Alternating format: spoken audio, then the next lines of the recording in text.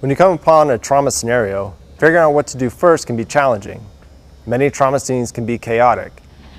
If there's an active threat or an unsafe environment due to a shooting, explosions, fire, smoke, or other hazards, you must first make sure that you and the casualty are not in harm's way, or that the scene is safe to enter before attempting to provide medical assistance. You may need to engage enemy troops or suppress flames to get to the casualty. If the casualty is able to move and perform basic self-care, such as putting on a tourniquet, they may not require your immediate help, and you can focus on your safety and other potential casualties. You need to make decisions quickly, as injuries can become life-threatening in just a matter of minutes. You may even need to move the casualty before you can begin an assessment of their injuries. There are specific types of drags and carries you can use to do this quickly and safely, either by yourself or with a buddy. You'll learn about them during another part of your training. As soon as possible, maybe even before you have moved the casualty to a safe area, check for responsiveness by communicating with the casualty to determine if they are awake, and if so, if they are confused or disoriented. Hey buddy, you okay? In a combat situation where your casualty is armed, you should take all weapons and radios from anyone who is not alert and fully oriented. A confused or disoriented casualty may resist being disarmed, so say something like, "Hey buddy, let me take your weapon while I check you out." During the entire process, you need to talk to the casualty if they are awake and keep them calm. Provide reassurance and let them know that you are there to help. Once you take the proper safety precautions, there are steps that you must follow in a particular order to both assess and treat the casualty. In the military, there are many acronyms to help remember proper assessment and treatment sequence. But here we will follow the MARCH algorithm as our assessment and treatment protocol. MARCH stands for massive bleeding, airway, respirations or breathing, circulation, and hypothermia.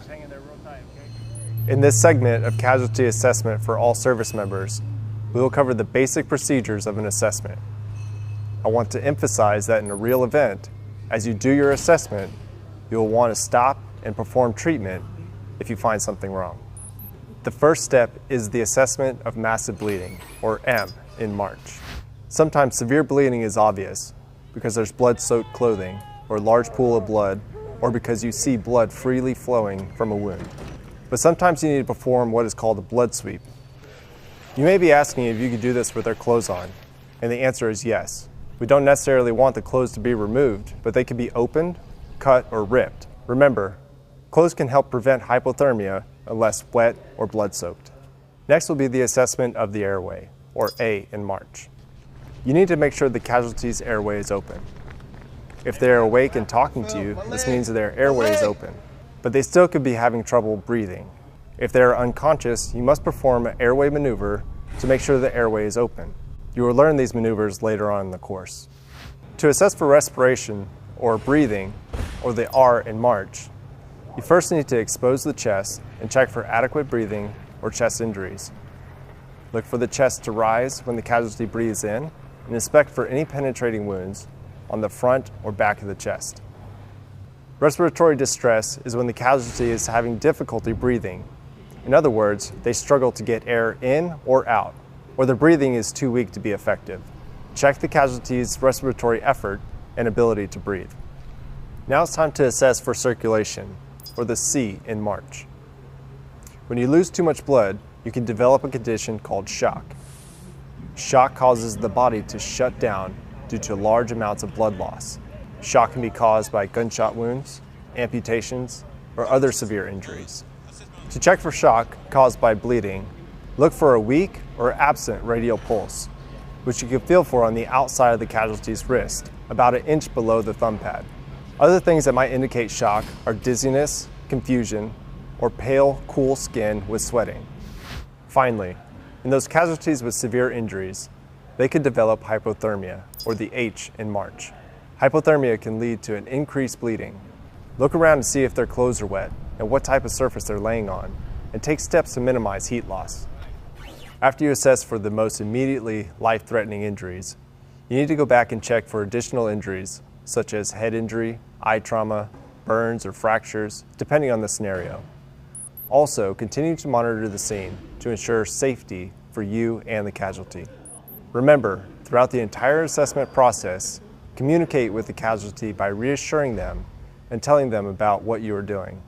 Also, communicate with other first responders, medical personnel, and relay your casualty's injuries and status to your command. Finally, you should write down what you observed, and ultimately any treatment that you provide, so the next person to take care of the casualty has that information. You should always fill out a medical card, DD Form 1380 if one is available. This should be in most military first aid kits. I'm going to briefly show you the card and types of data that can be filled out on the card. When rendering care, include as much information as you can on the card. To recap, first communicate with the casualty and disarm them if necessary. Then assess for massive bleeding by performing a blood sweep. Next, ensure the airway is open and evaluate the breathing. After that, assess for shock and hypothermia. Then look for other injuries such as head injury, eye trauma, burns, or fractures. Remember, communicate with the casualty at all steps, and finally document all care on a DD Form 1380 field medical card if one's available.